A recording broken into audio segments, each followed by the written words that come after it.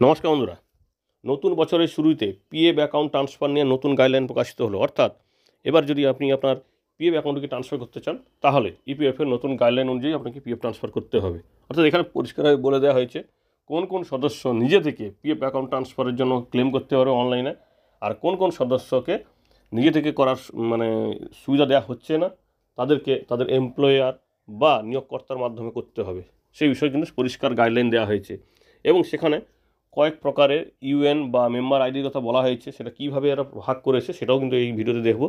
শুধু তাই নয়, কেন্দ্রীয় মন্ত্রী মনসুখ মান্ডব্য ইপিএফ 3.0 নিয়ে একটি ভালো দিয়েছে, প্রতিবেদন দিয়েছে। সেখানে বলা হয়েছে ইপিএফ 3.0-তে কী কী সুবিধা থাকছে। এবং শুধু তাই নয়, এই ইপিএফ 3.0-তে ইপিএফ সদস্যরা এককালীন কত টাকা তুলতে পারবে বা টাকা তোলার সীমা কি আদৌ থাকছে নাকি, এই বিষয়েও কিন্তু তথ্য দিয়েছে। এই সমস্ত বিষয়গুলি আলোচনা করব, আশা করব ভিডিওটি সম্পূর্ণ দেখবেন। ইপিএফ অর্থাৎ এমপ্লয়ি প্রভিডেন্ট ফান্ড অর্গানাইজেশন, তাদের পক্ষ থেকে এই পিএফ ট্রান্সফার নতুন গাইডলাইন প্রকাশিত করা হয়েছে 15 জানুয়ারি 2025-এ। এখানে দেখতেই পাচ্ছেন আপনারা, simplification of transfer of provident fund accounts. এখানে বলা হয়েছে কোন কোন ক্ষেত্রে পিএফ অ্যাকাউন্টটি সদস্যরা নিজে থেকে করতে পারবে বা তাদের এমপ্লয়ারের মাধ্যমে করতে হবে না। দেখুন এখানটায় এই বিজ্ঞপ্তি আছে, আমরা এখানে বাংলায় আপনাদের সামনে তুলে ধরছি।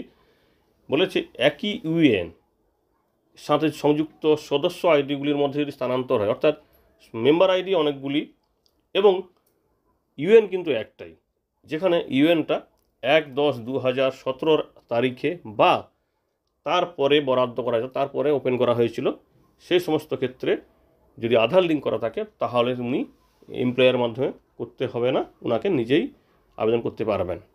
শুধু তাই নয়, 2 নম্বর পয়েন্টে বলেছে বিভিন্ন ইউএন অর্থাৎ বিভিন্ন ধরুন একাধিক ইউএন আছে, সংযুক্ত সদস্য আইডিগুলির মধ্যে যদি স্থানান্তর করতে হয় পিএফ অ্যাকাউন্টটি, সেখানে এই ধরনের ইউএনগুলি যদি 1/10/2017 তারিখ বা তারপরে বরাদ্দ হয় এবং আধার লিঙ্ক করা থাকে, সেক্ষেত্রেও কিন্তু সদস্য নিজে থেকে তার পিএফ অ্যাকাউন্টে ট্রান্সফার করতে পারবে।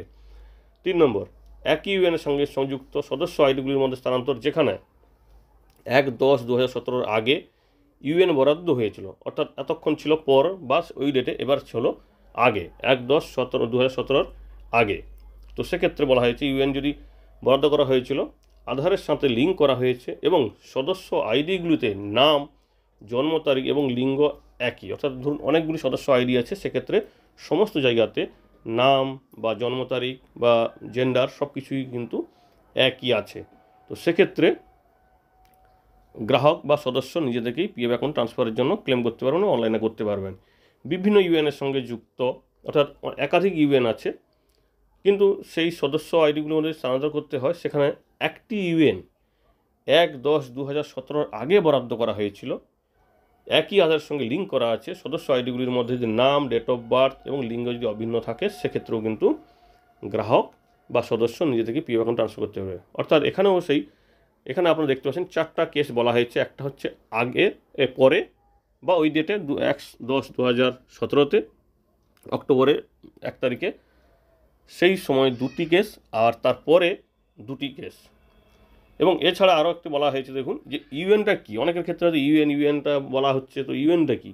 ইউএন মানে আপনারা জানেন সবাই যে একটি ইউনিভার্সাল অ্যাকাউন্ট নাম্বার ইউএন, যেখানে 12টি সংখ্যা থাকে এবং সেটা কর্মচারী ভবিষ্যৎ তহবিলে তাদের জন্য একটি বরাদ্দ করা হয় এই নাম্বারটি, এবং সেই নাম্বারটি কিন্তু তাদের সব কিছু কাজ করা হয়। এবং শুধু তাই নয়, আপনারা জানেন কিছুদিন আগে ভারত সরকারের ইপিএফ দপ্তরের পক্ষ থেকে বলা হয়েছিল যে ইউএনের সঙ্গে আধার লিঙ্কটা বাধ্যতামূলক করা হয়েছে, এবং সেই অনুযায়ী কিন্তু বিভিন্ন সময়সীমা দেওয়া হয়েছিল।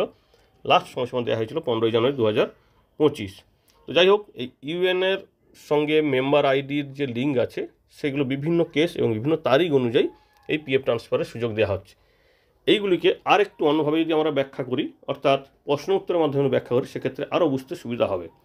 তো প্রথমত বলা হচ্ছে যে ইপিএফ বা এমপ্লয়ি প্রভিডেন্ট ফান্ড অর্গানাইজেশনের যে পক্ষ থেকে যে বিজ্ঞপ্তি জারি করা হয়েছে, এই প্রশ্ন উত্তরটাও কিন্তু ওইখানে বলা হয়েছে। সেটাও কী হবে, যে যদি কোনো পিএফ ট্রান্সফার করতে চায় কেউ, তো সেক্ষেত্রে যদি একই ইউএনের মধ্যে স্থানান্তর করতে চায়, 1/10/2000 তারিখ বা তারপরে জারি করা হয়েছে, সেক্ষেত্রে বলা হয়েছে একই ইউএনের একাধিক সদস্য আইডির সঙ্গে লিঙ্ক করা থাকে এবং আধার সঙ্গে লিঙ্ক করা থাকে।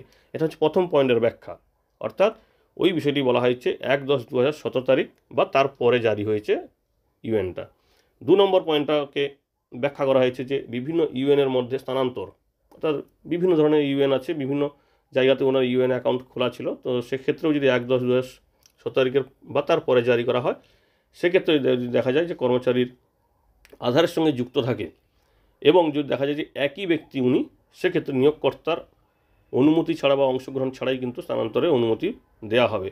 একই ইউএনের সঙ্গে স্থানান্তর অর্থাৎ 1/10/2017 আগে যেটা হয়েছিল, সেক্ষেত্রে পিএফ ট্রান্সফারের কাজ ইউএনের সঙ্গে যদি লিঙ্ক করা থাকে, অর্থাৎ ইউএনের সঙ্গে যদি আধারটা লিঙ্ক করা থাকে, সেক্ষেত্রেও কিন্তু উনি নিজে করতে পারেন। তবে এখানটায় আধার এবং আইডির মধ্যে যেন নাম এবং জেন্ডার অর্থাৎ সমস্ত তথ্য যেন মিল থাকে। বিভিন্ন ইউএন যেটা হচ্ছে 1/10/2017 আগে খোলা হয়েছিল, সেক্ষেত্রেও সেই একই বিষয় যে সমস্ত জায়গায় কিন্তু তথ্য একই থাকতে হবে এবং আধার লিঙ্ক করা থাকতে হবে, তবে পিএফ ট্রান্সফার উনি নিজে থেকে করতে পারবেন। এরপরে আসছে ইপিএফওর যে নতুন যে মানে সুবিধা, যেটাকে বলা হচ্ছে ইপিএফ 3.0, যেটাকে বলা হচ্ছে একটা বড় আপগ্রেড। তো সেই বিষয়টি মনসুখ মান্ডব্য বলেছেন যে জুন মাসের মধ্যে এই ইপিএফ 3.0টা আমরা চালু করছি। এটা সম্পূর্ণ কন্টিনিউয়াস প্রসেস, পরপর আপডেট হতে থাকবে এবং পরবর্তীতে আরও নতুন নতুন সুবিধা যুক্ত হবে। তো আপাতত যে সুবিধাগুলি আসছে, যিনি বলেছেন যে ইপিএফ 3.0টা কী, বলা হয়েছে ইপিএফ 3.0 বর্তমান সিস্টেমের থেকে বেশ কিছু উন্নতি আসবে এবং সেখানে বিশেষ করে টাকা তোলা এবং ব্যবহারকারী অভিজ্ঞতার ক্ষেত্রে এই মুহূর্তে সদস্যদের তাদের পিএফ তোলার জন্য 7 থেকে 10 দিন ওয়েট করতে হয়। তো সেটা কিন্তু আর হবে না, সঙ্গে সঙ্গে ইনস্ট্যান্টলি কিন্তু টাকাটা ট্রান্সফার করতে পারবেন এটিএম বা অ্যাপের মাধ্যমে। সেটাও বলেছে যে মূল বৈশিষ্ট্য কী, ইপিএফ 3.0 এই মুহূর্তে মূল বৈশিষ্ট্য কী হবে, কী সুবিধা পাওয়া যাবে। তো এখানে বলা হয়েছে একটি নতুন মোবাইল অ্যাপ লঞ্চ করা হবে, যেখানে আগের তুলনায় কাজ করতে অনেক সুবিধা হবে। অর্থাৎ পিএফ অ্যাকাউন্ট হোল্ডাররা নিজে থেকে তাদের ব্যালেন্স চেক করতে পারবেন, তাদের ক্লেম দাবি করতে পারবেন এবং সমস্ত ইপিএফ সদস্য সম্পর্কিত সমস্ত কাজগুলি কিন্তু এই মোবাইল অ্যাপের মাধ্যমে করতে পারবেন। যদিও অ্যাপটা এখনও লঞ্চ করা হয়নি, ওই একই সঙ্গে ইপিএফ 3.0 যে একটা করা হবে, প্রোগ্রাম করা হবে, সেখানেই কিন্তু এটা লঞ্চ করা হবে। টাকা তোলার জন্য এটিএম কার্ড আপনারা এর আগের ভিডিওতেও আপনারা দেখেছেন, কিছুদিন আগে আমি ভিডিও করেছিলাম যে একটা ডেডিকেটেড এটিএম কার্ড দেওয়া হবে, যেখান থেকে বা যে এটিএম কার্ডটি ব্যবহার করে পিএফ সদস্যরা টাকা তুলতে পারবে এবং তার নিজস্ব প্রয়োজন অনুযায়ী দ্রুত যে কোনো এটিএম থেকে কিন্তু টাকাটা তোলার তাদের সুবিধা দেওয়া হবে। এবারে আসছে যে ইপিএফের 3.0 থেকে টাকা তোলার কোনো সীমা থাকবে না। তো এই বিষয়ে কিন্তু বলা হয়েছে নতুন সিস্টেমে এটিএম থেকে টাকা তোলার পারমিশন দেওয়া হলেও তার কিন্তু সীমাবদ্ধতা থাকবে, অর্থাৎ আপনি চাইলেও সম্পূর্ণ টাকা তুলতে পারবেন না। এবং বলা হয়েছে এখানে একটা সম্পূর্ণরূপে অনলাইন পদ্ধতি করা হবে, কিন্তু কতটা তোলা যাবে সেই বিষয়ে নতুন করে একটা গাইডলাইন দেওয়া হবে। এবং তার পরবর্তীতে বলা হয়েছে যাই হোক সদস্যদের তাদের সম্পূর্ণ সঞ্চয়ের প্রত্যাহারের অনুমতি দেওয়া হবে না এবং সেটা কতটা দেওয়া হবে সেটা ভবিষ্যতে জানানো হবে।